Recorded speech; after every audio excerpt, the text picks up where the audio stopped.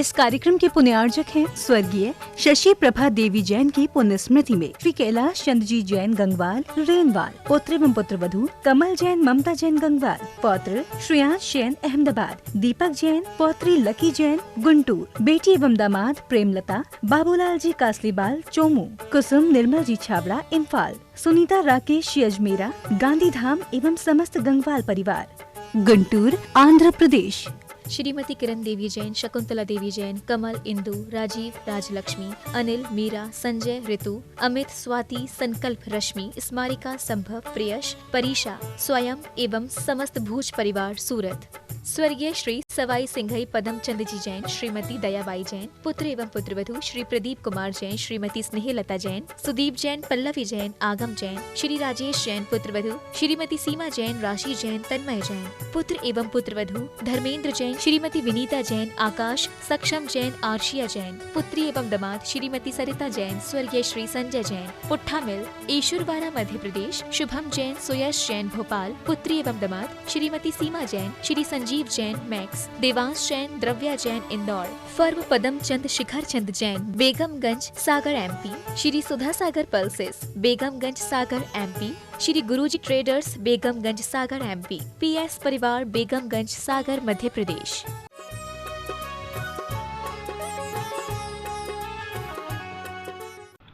जय श्री ओम नमः सिद्धेभ्यः।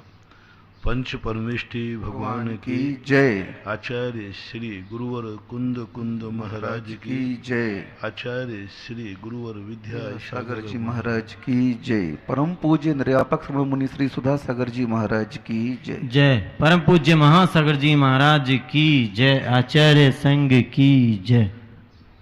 जितना ऊंचा पद, जितनी ऊंचाइयां हम पाना चाहेंगे, उतना ही उसका इंटरव्यू भी कठिन होता है। आईएएस ऑफिसर का इंटरव्यू किसी सीमित किताब से नहीं पूछा जाता, संसार में से वो कहीं से भी पूछा जा सकता है। आईएएस ऑफिसर का इंटरव्यू में भारत से संबंध पूछा जाए ऐसा कुछ नहीं है। वो पूछ सकता है कि इजराइल में क्या हो रहा है, वो पूछ सकता है कहीं से भी, वर्ल्ड न्यूज जिसका पूरा दिमाग चलता हो। और उस ऊंची पोस्ट के लिए पाने के लिए प्रमाण पत्र भी उतने ही ज्यादा चाहिए।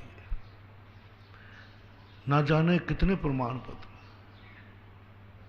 लोग जब गोष्ठी में आते थे तो जो नवीन विद्वान थे वो कहते थे महाराज जी गोष्ठी का प्रमाण पत्र दिलवा दो। मैंने कहा प्रमाण पत्र, लेख बांच लिया सब काफी। बोले नहीं, ये प्रमाण पत्र हमारे काम आएगा जब हम कहीं लेक्चररशिप का फॉर्म भरेंगे। मैं इतनी गोष्ठियां मैंने अटेंड की हैं, गोष्ठियों मैंने लेख बांचा, प्रमाण पत्र चाहिए। उनके इतना छोटा सा प्रमाण पत्र कि एक लेख लिख कर आए, बोले हाँ ये काम आएगा ऊंची पोस्ट के लिए। प्राइमरी स्कूल के लिए काम नहीं आएगा, लेकिन कोई बड़ा लेक्चर बनूंगा तो काम आएगा। खेल कूद के सर्टिफिकेट, तुमने कभी किसी खेल कूद में ऊंची कूद, लंबी कूद, गोला पर, ये सारी चीज़ों के सर्टिफिकेट चाहिए, वो लगाना पड़ते हैं। आईएएस ऑफिसरों की जब फाइल देखी, जब लगाते हैं, इतने छोटे छोटे से प्रमाण पत्र लगे हुए थे। तो मैंने सोचा कि हमारे यहाँ तो कुंदकुंद स्वामी का तो सबसे ऊंचा डिपार्टमेंट है, उस डिपार्टमेंट में अपन को नौकरी चाहिए, उस डिपार्टमेंट का अपन एक अंश बनना चाहते। कितने सर्टिफिकेट पास करना पड़ रहे हैं, 8 दिन हो गए। कितने सर्टिफिकेट, पहले उन्होंने यही पूछा मानवाचार का सर्टिफिकेट, क्या तुम में मानवता में पास हुए हो? अभी उन्होंने अपनी पहचान नहीं बताई, वो तुम्ही से पूछ रहे तुम कौन हो? मनुष्य, लाओ सर्टिफिकेट, मनुष्य हो तो मानवाचार का। देश में कौन से देश में चले हो, जन्मे हो, तुम बता दो, लाओ देशाचार का सर्टिफिकेट। क्या उस देश का आचरण तुम्हारे पास है? तुम जिस कुल में जन्मे हो उस कुलाचार का सर्टिफिकेट। जात्याचार, जाति प्रमाण पत्र, क्या तुमने उस जाति का आचरण प्राप्त किया है? अभी 2 दिन से अपन कह रहे हैं तो मैं बेटा हूं किसी बाप का, तो बेट्याचार आपके बेटे का आचरण है। आप पिता हैं तो पिताचार। और कल अपन ने समझा था कि आप दोनों मियाँ बीवी हैं तो पत्नी का सर्टिफिकेट लाओ कि तुम पत्याचार में पास हो। सर्टिफिकेट किसका? कोई दूसरे से नहीं चाहिए, पत्नी से चाहिए। पत्नी का राइट सर्टिफिकेट हो, कुंद कुंद स्वामी देखेंगे तो विवाहित है कि अनविवाहित है। अनविवाहित है तो कहेंगे माँ का सर्टिफिकेट है तेरे पास, माँ ने सर्टिफिकेट दिया, मेरा बेटा मेरे बेटाचार में पास है। लेकिन शादी की तो पत्नी ने कभी तुझसे कहा कि तुम सही पति हो, पत्याचार में तुम पास।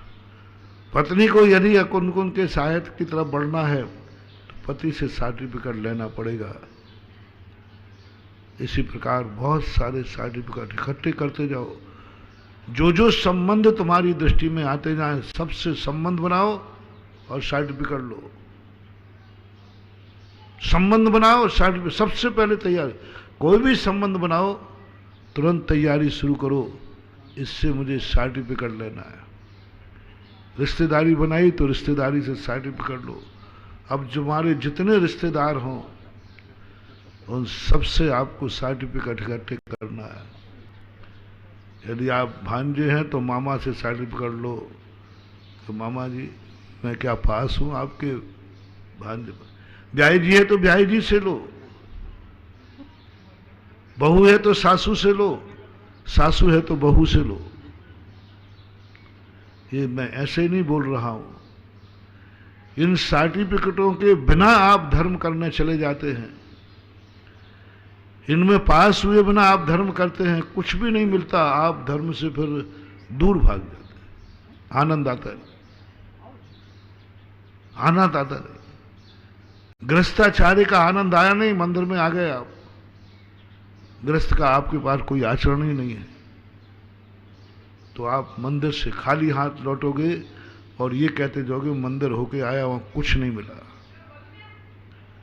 तो आपके संसार के सबसे पहले अपन इन 2-4 दिन के प्रवचनों से एक नियम बना लें। संबंध बनाने के पहले ये सोचना, इस संबंध से मुझे प्रमाण पत्र चाहिए, कितने नंबर चाहिए।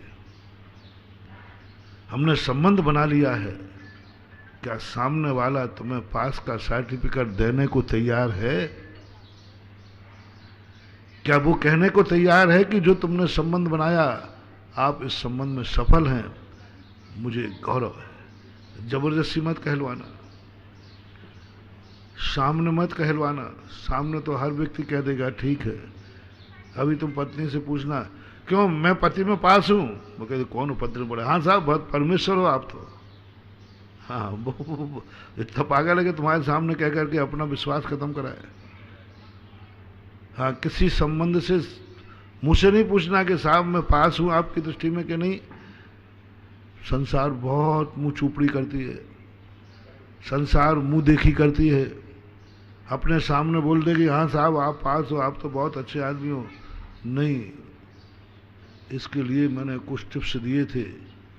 तुम्हारी पीठ पूछे कभी कोई किसी से वह कह रहा हो कि यह संबंधी मेरा बहुत जब से हुआ है तब से मेरा जीवन धन्य हो गया, सामने बोल देगा। पीठ पीछे पकड़ो। पीठ पीछे क्या हो रहा है, तुम्हारे सामने व्यक्ति क्या बोल रहा है, इसको कभी मत समझना कि वह तुम्हारा भक्त है, तुम्हारा फॉलोवर है, वह प्रशंसक है। मुंह के सामने तो हर व्यक्ति को करना ही पड़ता है, लेकिन जब तुम ना हो परोक्ष में,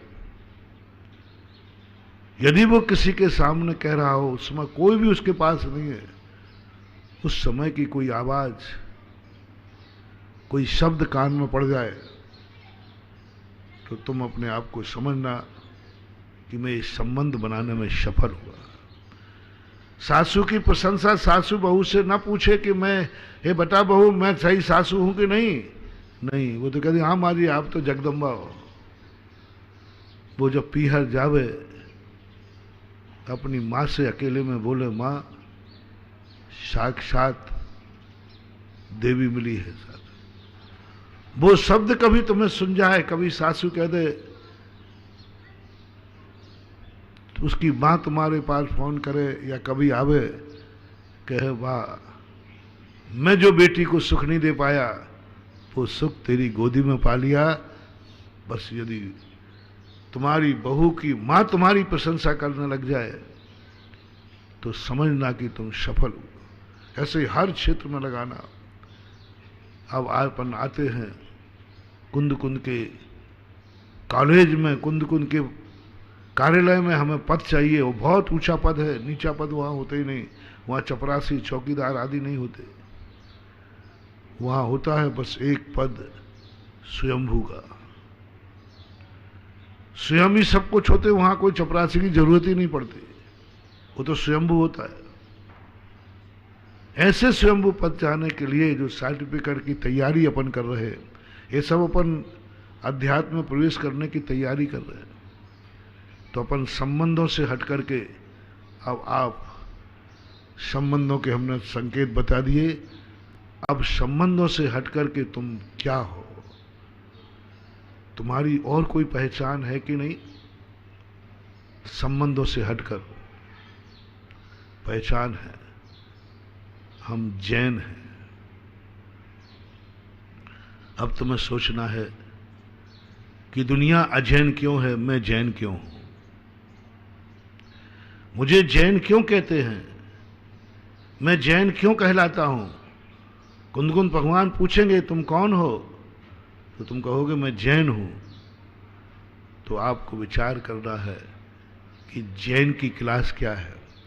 समय सार पढ़ने के पहले जैनाचार पढ़ो, धर्माचार नहीं।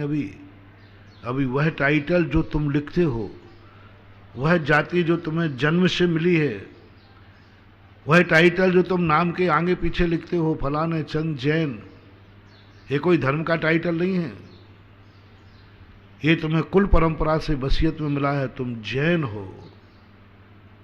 कभी जैन की किताब पढ़ी, कभी जैन का स्वरूप पढ़ा, कभी जैन का इंटरव्यू दिया। जैनाचार्य के तुम्हें कितने नंबर मिलते हैं। अब आप ऐसा कुछ पता करो सारी दुनिया में जो अजैनों में नहीं होता, वो जैन में होता है। जो नीच कुल में नहीं होता, वो उच्च कुल में होता है। तुम अपने आप को उच्च कुलीन मानते हो, महाजन मानते हो। ये सब क्यों? असाधारण लक्षण क्या है तुम्हारा? 99% जैनियों को जैनाचार पता नहीं है। जैन की परिभाषा नहीं, जैन नाम लिखते हैं, लेकिन जैन किसे कहते हैं, इनकी बल्दियत क्या है? जैन की बल्दियत है, मैं किससे उत्पन्न हुआ हूं? जिनेन्द्र देव से। क्या आप जिनेन्द्र देव को जानते हैं? क्या आप जैन धर्म के संबंध में उन्होंने जो जैनाचार बताया, क्या कभी उनकी आज्ञा मानी? 2 पिता होते हैं जैनियों के, एक शरीर को जन्म देने वाला और एक पिता होता है जैन को जन्म देने वाला। पिता से जैन नहीं बने हो तुम जिनेन्द्र से जैन बने हो। और उस जैन के संबंध में आप कितना जानते हो?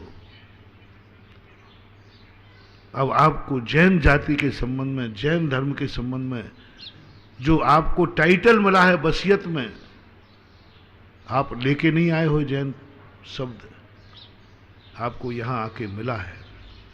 आपको खबर ही नहीं थी कि मैं जैन हूं, आपको कहा गया तुम जैन हो क्योंकि तुम जैन की संतान हो। अब आप थोड़ी सी पढ़ाई कीजिए कि आपको 24 तीर्थंकर जितने जिनेन्द्र हुए हैं, ये जिनेन्द्र एक ही हैं कि अनंत है? ये जैन धर्म आज का ही है कि अनादिकाल का है? आप अनंत श्रृंखलाओं में देखेंगे कि जैन जो जिनेन्द्र थे सदा से हो रहे हैं, सदा से होंगे। सदा से होते आए हैं और आगे भी होते रहेंगे। ऐसा ये शाश्वत अविनाशी शब्द है, जैन शब्द। अब इसके जिनेंद्र कितने हुए, अब थोड़ा सा आपको अध्ययन करना पड़ेगा। अब थोड़ा सा आपको, अभी तक मैं किताब की तरफ नहीं ले गया था, अभी तक मैंने मम्मी पापा की तरफ से तुम्हें जो था वो सब उन्हीं से पूछ लो, घर की बात थी। अब माँ बाप नहीं बता पाएंगे, वो तो जितना बता सकते थे बता दिया, जितना बता सकते थे सब बता दिया। उनके पास तो वही था, तू मेरा बेटा है, इससे ज्यादा कुछ नहीं। किसी बाप को नहीं पड़ी है कि मेरा बेटा जैन है, किसी पिता को नहीं पड़ी है कि मैं जैन पिता हूं। हर पिता इस खुश है कि मैं पिता हूं। हर पिता किसमें खुश है कि मैं पिता हूं, मेरा बेटा है, बस। इससे ज्यादा सोच है ही नहीं। तो आप जितने संबंधों में देखना महानुभाव, आपके जितने संबंध हैं, माँ बेटे के संबंध में माँ पिता को नहीं पड़ी कि मेरा बेटा जैन है, उन्होंने कहा मेरा बेटा है, मैं इसकी माँ हूं, बस। आपको भी नहीं पड़ी। 90-99% बेटे ये मानते हैं मेरा बाप है। किसी बेटे को नहीं पड़ी है कि मेरा बाप जैन है कि अजैन है। किसी बेटे को नहीं पड़ी है कि मेरी माँ जैन है कि अजैन है। वो तो ये जानती मेरी माँ है, मैं इसका बेटा हूं। और माँ पिता भी ऐसे। किसी को नहीं पड़ी है कि मेरा पति सब जानते मेरा पति है, इसमें कोई कमी नहीं। अभी भारत में क्या, विश्व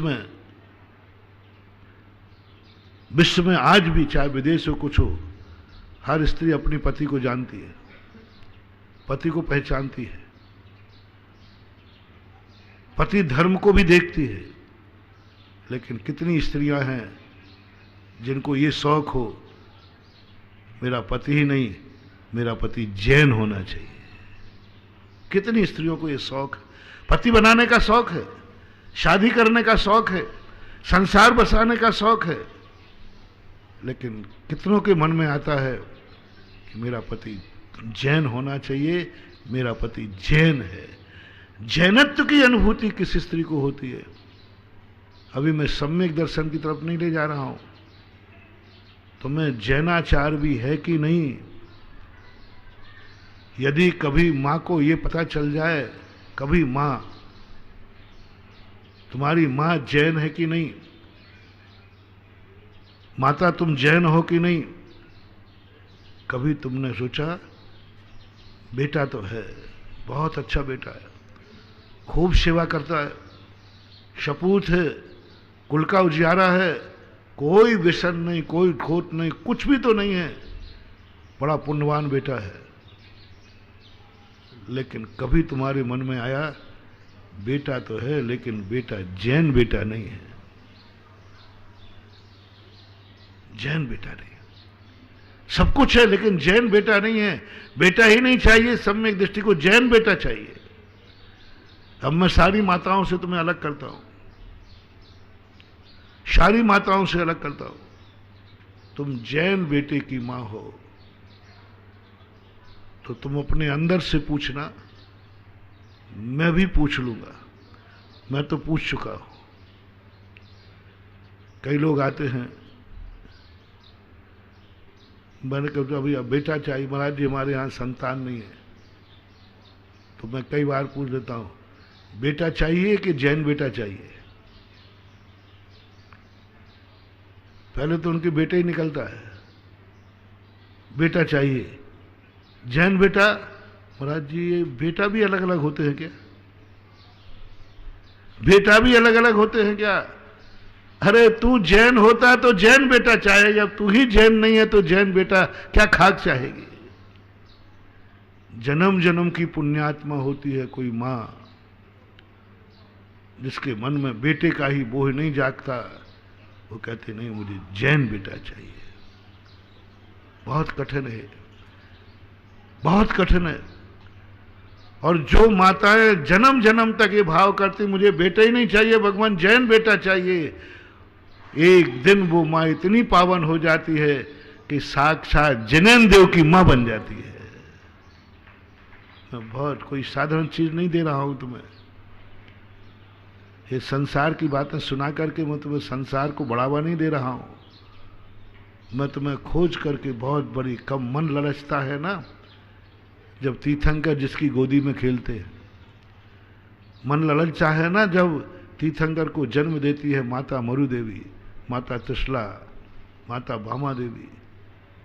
देवता सेवा करते हैं,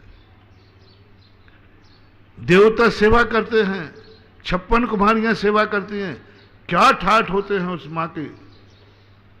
आज तक दुनिया में माताओं की प्रशंसा की है लौकिक क्षेत्र में, धर्म क्षेत्र में यदि प्रशंसा हुई है। अभी जो माता पिता की हम प्रशंसा करते तो लोक व्यवहार के पे, धर्म क्षेत्र में यदि किसी माँ की प्रशंसा हुई है तो तीर्थंकर की माँ की। स्त्रीणाम शतानि शतसो जनयन्ति पुत्रान् नान्या स्वतम तदुपमम जननी प्रसूता। कितनी बड़ी बात है। हे माता, बहुत सारी माता हैं जगत में, लेकिन हे माँ तू धन्य है जो जिनेन्द्र देव का जन्म। कैसे आएंगे गोदी में मेरे जिनेन्द्र देव आप लोगों को। भावना भाव माताओं, बेटा तो सारी दुनिया पैदा करती है, बेटा तो पशुओं के यहां पैदा हो जाते हैं, बेटा बिटिया तो बलात्कारियों के पैदा हो जाते हैं, कामों में पैदा हो जाते हैं। मेरी मांग कुछ और है भगवान, मुझे बेटा ही नहीं चाहिए, जैन बेटा चाहिए। जैन, क्योंकि मैं जैन मां हूं, मैं जैन हूं। मेरा बेटा जैन के साथ जन्म है, मेरे बेटे को संस्कार जैन के दूं। जैसे तुम माताओं ग्रस्त जीवन में जब प्रवेश करना, शादी के बाद जब तुम दोनों मिलकर के पिता मां बनने का भाव होवे, तो तुम एक बार 6 महीने पहले भावना भाना, बेटा तो हो जाएगा, बिटिया तो हो जाएगी, संतान तो हो जाएगी, लेकिन मुझे जैन बेटा चाहिए, जैन बेटा चाहिए, जैन बेटा चाहिए। 24 घंटे 6 महीने भावना भाना है। सारे ब्रह्मांड में तुम्हारी बात फैल जाएगी, कर्मों में तुम्हारी बात फैल जाएगी। अब कर्म तुम्हारे यहां जन्म देने के लिए जन्म जन्म का जैनी बेटा ढूंढेगा। कौन दद्दा जैन बन के मर रहा है? क्या ढूंढेगा? अब कर्म ढूंढेगा, क्योंकि इसने तो बेटा की भूखी नहीं है। बेटा तो हजारों बार जन्म दिए, हजारों भव में जन्म संतानें जन्मी, हजारों बार हजारों बेटों को, 100 नारी 100 सुत को जनती रहती, 100 ठौर तुमसे सुत को जनने वाली जननी महती क्या है। और तारागण को सर्व दिशाएं धरे नहीं कोई खाली, पूर्व दिशा ही पूर्ण प्रतापी दिनपति को जनने वाली। क्या पंक्तियां हैं, क्या 100 नारी 100 सुत को, एक एक नारी 100 बेटों को जन्म देने वाली भी हुई है गंधारी। तारागण को सर्व दिशाएं धरे नहीं कोई खाली, सारे दिशाओं में सबसे ज्यादा तारे अमावस्या को होते हैं और सबसे ज्यादा अंधेरा अमावस्या को। सबसे कम तारे पूर्णमासी को होते हैं और सबसे ज्यादा उजाला एकाश चंद्रा तमोहंती। एक चंद्रमा काफी है 100 बेटों की मां बनने की अपेक्षा एक बेटे की मां बनना श्रेष्ठ है। 100 साथियों की अपेक्षा एक साथी अच्छा है। 100 मूर्ख मित्रों की अपेक्षा एक ज्ञानी मित्र, 100 मूर्ख शिष्यों की अपेक्षा एक ज्ञानी शिष्य, सब में लगा लेना। एक ज्ञानी शिष्य काफी है, एक ज्ञानी बेटा काफी है। 100 पुत्रों की अपेक्षा एक पुत्र काफी, एक सही बन जाए। ऐसी स्थिति के लिए मां तीर्थंकर की मां की प्रशंसा भक्तांबर जैसे स्त्रोत में भर दी। कहां आदिनाथ भगवान की प्रशंसा की जा रही थी और कहां माता की प्रशंसा बोल रहा है। महानुभाव, मैं तुम्हें वो टिप्स दे रहा हूं, यदि माता ही बनने का शौक है, बस एक भाव करो, मुझे बेटा नहीं जैन बेटा चाहिए।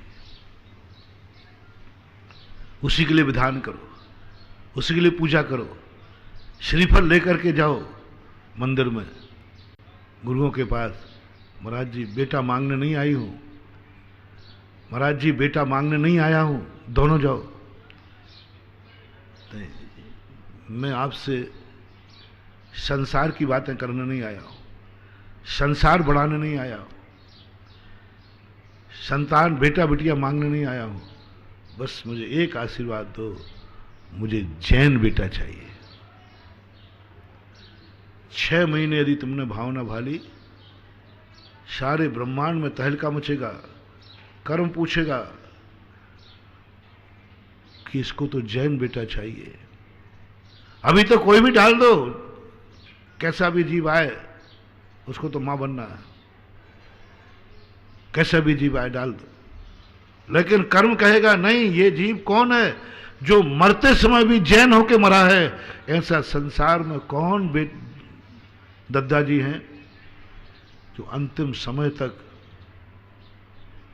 जैनी बन के मरे हैं, अंतिम समय तक जैन धर्म पाला है, अंतिम समय तक जिनेंद्र भगवान का नाम लेके मरे हैं, अंतिम समय तक जैन धर्म के कुलाचार को पाला है, अंतिम समय तक होश में नमो रिहंताणम कहते हुए मरे हैं। कौन है? अब ढूंढेगा, ऐसे ही कोई भी जीव नहीं आएगा जो जन्म जन्म से जैनी होगा, जिसने ये भावना भाई होगी मरते समय क्या भावना भाना।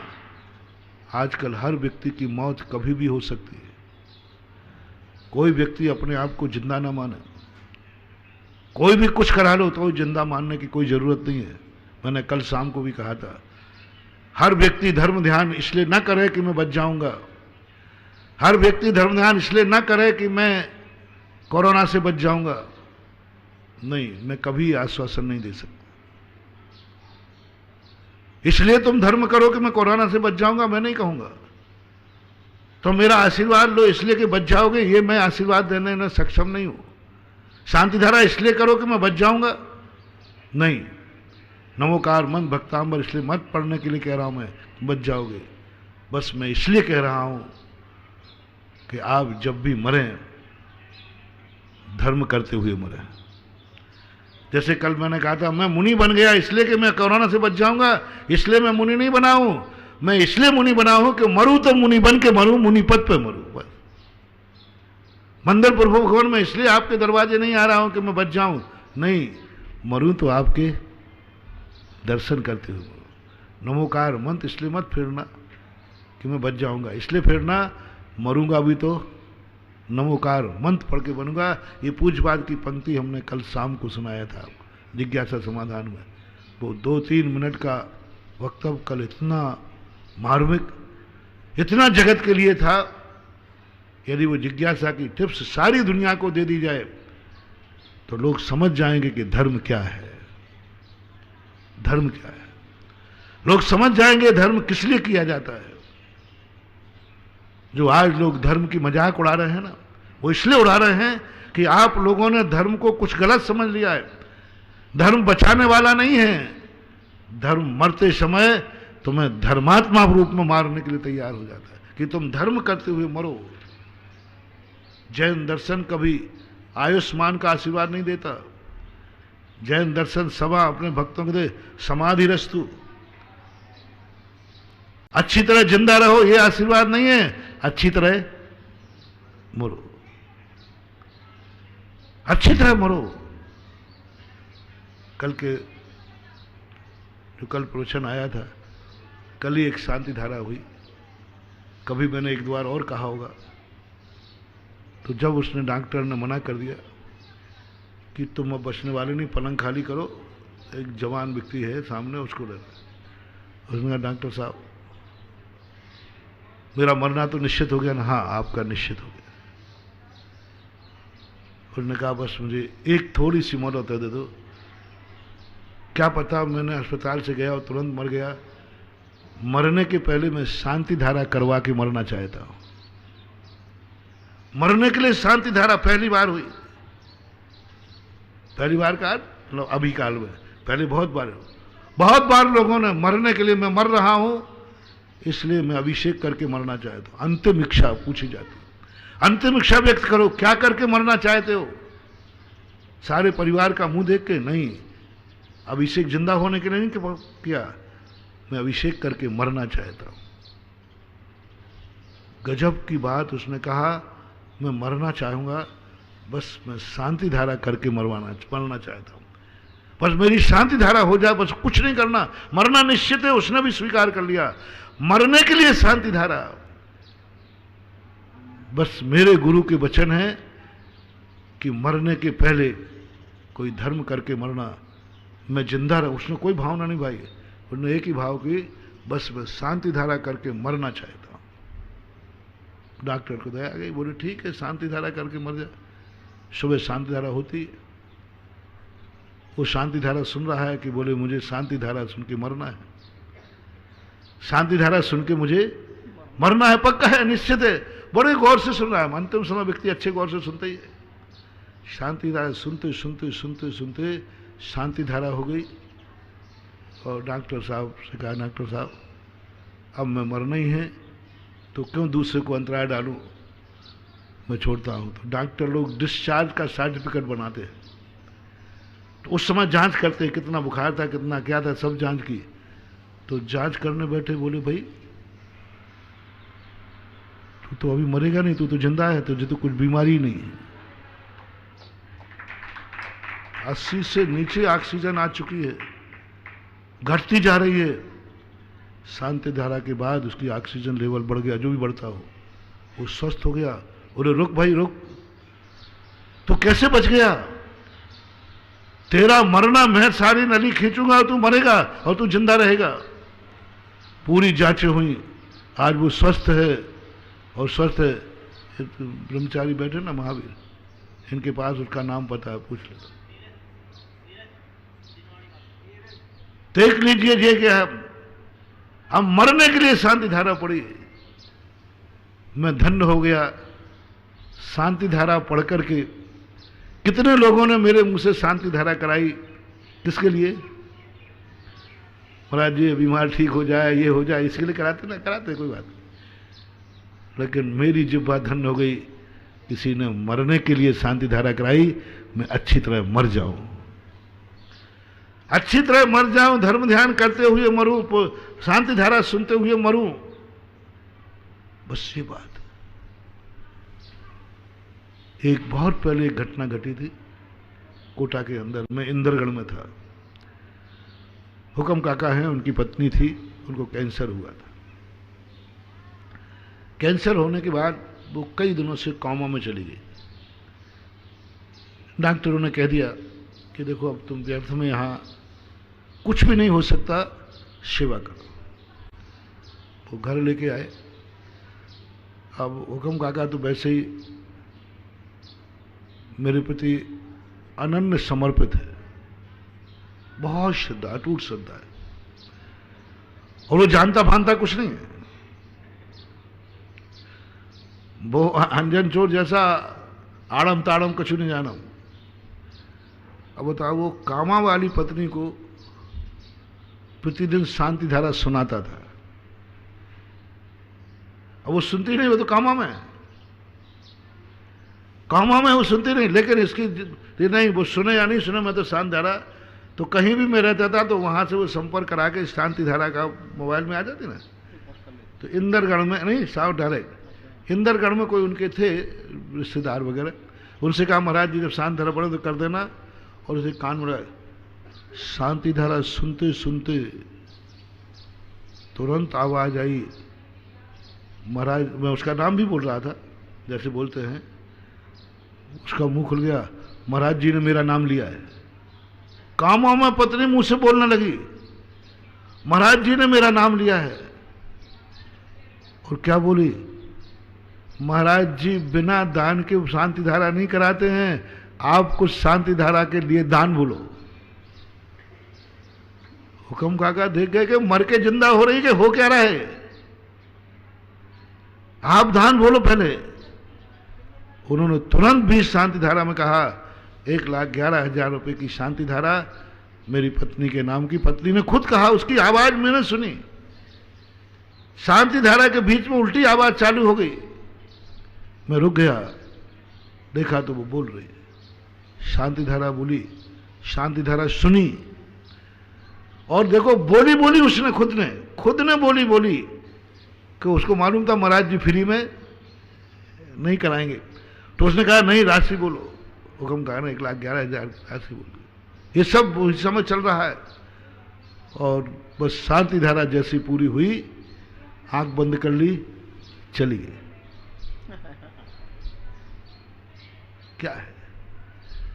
क्या है ये सब चीजें बताओ? क्या ये सब पागलपन है? क्या यह सब क्या है? अंदर की चेतना देखो, अंदर का धर्म देखो। तुम्हारी धर्म के प्रति श्रद्धाएं नहीं है तो क्या करें? जिनकी हैं उनके पूछो, उनको क्या मिल रहा है। मरने के लिए शांत रहा, डॉक्टर से कह रहा मुझे बस इतनी देर के लिए ऑक्सीजन लगी रहने दो आपकी, कि मैं शांति धारा सुन सकूं, बाद में तो मुझे मरना है ही है। और मरने के एक एक अक्षर अंतिम सुन रहा है, अंतिम सुन रहा है। और सुन करके डॉक्टर कहते कि तू तो जिंदा है, तुझे बीमारी नहीं, तुझे कुछ नहीं। अनन्य श्रद्धा देखो, कौन व्यक्ति है दुनिया में, हर व्यक्ति शांति धारा कराता है महाराज मैं जिंदा रह जाऊं। जो कल मैंने शाम को बोला जिज्ञासा में, यदि हर व्यक्ति ये कहे महाराज मुझे जिंदा रहने का शौक नहीं है, मरूं तो शांति धारा सुन के मरूं मुझे हे नमोकार मंत्र करो घोषणा है भगवान के सामने, हे भगवान मुझे जिंदा रहने के लिए तेरा दर्शन नहीं कर रहा हूं, बस मरूं तो तेरे दर्शन करते हुए मरूं। बस मैं तुझे देख रहा हूं और अंतिम क्षण तुझे देखते देखते मेरी आंख बंद हो। देखो चमत्कार होगा। शांति धारा जिंदा रहने के लिए नहीं, बस एक संकल्प करो, बस भगवान मरूं तो मैं शांति धारा सुनने के बाद मरूं। बस चमत्कार देखो। भक्तांबर जिंदा रहने के लिए नहीं, मानतुंग आचार्यों ने बेड़ियों को छोड़ने के लिए भक्तांबर एक बार भी उन्होंने अपनी बिथा नहीं गाई उसमें कि भगवान मैं परेशान हूं, मैं बेड़ियों से दूर हो जाऊं। उन्होंने तो इसलिए पढ़ा कि संकट के समय यदि मौत भी हो जाए तो मैं भक्तांबर पढ़ते हुए मरूं। धर्म की परिभाषा सुनो, हर धर्म को एक ही बात करो, जो जो धर्म तुम्हें प्रिय है। आज सबको एक बहुत बड़ा टिप्स दे रहा हूं, कल शाम को दिया था, उसी को और चिंतन के साथ बता रहा हूं। जो जो तुम धर्म करो वो कुछ पाने के लिए नहीं, कुछ जीने के लिए, बस उस पर एक सील लगा दो, यह धर्म मुझे इतना प्रिय है कि जब भी मरूं मैं यही करते हुए मरूं। संवेद शिखर में तुम्हें आनंद आया कि नहीं आया? बस पार्श्वनाथ की टोंक से जब नीचे उतरो, एक भावना भाना भगवान आनंद आ गया। बस यदि मैं मरूं तो संवेद शिखर में मरूं। मेरे प्राण संवेद शिखर में निकले जहां अनंत तीर्थंकरों ने शरीर छोड़ा है। बस मैं संवेद शिखर की वंदना करते हुए मरना चाहता हूं। कठिन है महाराज जी, अशुभ भाव क्यों करवा रहे हो? नहीं, यही भाव सर्व महत्वपूर्ण है, यही समर्पण। मरूं तो संवेद शिखर की वंदना करते हुए मरूं, आपको संवेद शिखर सिद्ध हो जाएगी। आप अभिषेक करते हैं, प्रतिदिन अभिषेक करने वालों का जिनका नियम है, वे आज के बाद अभिषेक करते समय भगवान से कहें भगवान मौत तो होनी है, लेकिन मेरी मौत हो अभिषेक करने के बाद, मेरी मौत हो अभिषेक करके मरूं मैं, बस और कुछ नहीं चाहिए। चलो करते करते मरूं, इधर आपका जल ढाल रहा हूं और उधर नमोकार मंत्र से यदि तुम्हें भाव हो तो मैं नमोकार मंत्र पढ़ते पढ़ते मरूं। यदि मुनि हूं मैं, मुनि से हमें जो चर्या अच्छी लगती हो, हे भगवान जब मैं मरूं तो सामायिक करते हुए मरूं, सामायिक में लीन हूं, प्रतिक्रमण करते हुए मरूं, ईर्या समिति का पालन करते हुए मरूं। चलते समय भी यदि मेरी मौत हो तो मेरी ईर्या समिति निर्दोष हो, बोलते समय मेरी मौत हो भाषा समिति निर्मल हो, कभी भी किसी भी रूप में हमारे मूल गुण का पालन करते हुए मेरी मौत हो, बस और कुछ नहीं चाहिए। मैंने जिंदा रहने के लिए मुनि नहीं बना हूं, पर जब मरूं तो मुनि पद के साथ मरूं। मुनियों को क्या चिंतन करने को दे, जिंदा रहने के लिए मुनि नहीं बनाया है। मरूं तो मैं मुनि पद के साथ मरूं, मरूं तो मैं मुनिचर्या पालन करते हुए। ये है धर्म की परिभाषा। बहुत कठिन महानुभाव, ब्रह्मांड ढूंढ रहा है ऐसा व्यक्ति कौन मरा है दुनिया में जो मरते समय एक भावना भा रहा है, मरूं और मर करके मैं जन्म लूं तो जैन कुल में जन्म हो, जहां जिनेन्द्र देव का मंदिर हो। ऐसी कूख में जन्मूं जो माँ कभी जिनेन्द्र देव के दर्शन के बिना पानी भी नहीं पीती हो। ऐसा पिता हो जो पिता ने कभी जिनेन्द्र देव के षड आवश्यक का पालन करता हो। जैन पिता हो, जैन कुल हो, जैन जाति हो, जैन माँ हो, जैन भाई हो, जैन परिवार हो, जैन रिश्तेदार हो, चारों तरफ का माहौल हमारा जैन हो। भगवान बस मरना तो मेरा निश्चित है, मरना तो मेरा निश्चित। मैं जिंदा रहने के लिए कोई प्रार्थना करने नहीं आया हूं। मात्र इतनी सी प्रार्थना है कि मेरा वहां पर इस प्रकार हो जाए, जैनत्व चाहिए। ऐसा भी जीव जो मरते समय भावना भा रहा होगा, कर्म उस जीव को ला करके तुम्हारा बेटा बनाएगा। क्योंकि तुम 6 महीने से क्या कह रही हो, क्या कह रहे हो, बेटा ही नहीं चाहिए मुझे, जैन बेटा चाहिए, जो जन्म जन्म का जैनी हो। वीआईपी आएगा, अच्छा कहीं से छटा हुआ आएगा, कर्मों को ढूंढना पड़ेगा। उस वृद्ध को जो मरते समय शांति धारा करके मरने की भाव कर रहा हो, जो मरते समय कह रहा हो अभिषेक करने के बाद मैं मरूं, बस अभी कोई इच्छा नहीं है। ऐसा जीव जनेगा जो कोमा में भी शांति धारा की आवाज निकाल दे। ये जीव सदगति को, ये जल्दी मरते हैं इसलिए नहीं मरते कि इनके पाप का उदय आ गया। इन्होंने इतने अच्छे कर्म किए हैं कि इनका जल्दी प्रमोशन हो गया। अच्छे लोग जल्दी मर जाते हैं, तो अच्छे लोग जल्दी क्यों मरते, इनका प्रमोशन होता है। तुम तो रोते हो। मैंने एक बार इसका चिंतन किया, कई लोग कहते महाराज जी अच्छे लोग जल्दी मर जाते हैं, तो मैंने कहा ये तो अच्छी बात नहीं है। पर मैंने कहा चलो सोचते हैं शास्त्रों की भाषा में। तो मुझे एक थानेदार की याद आ गई कि एक थानेदार बहुत अच्छा था।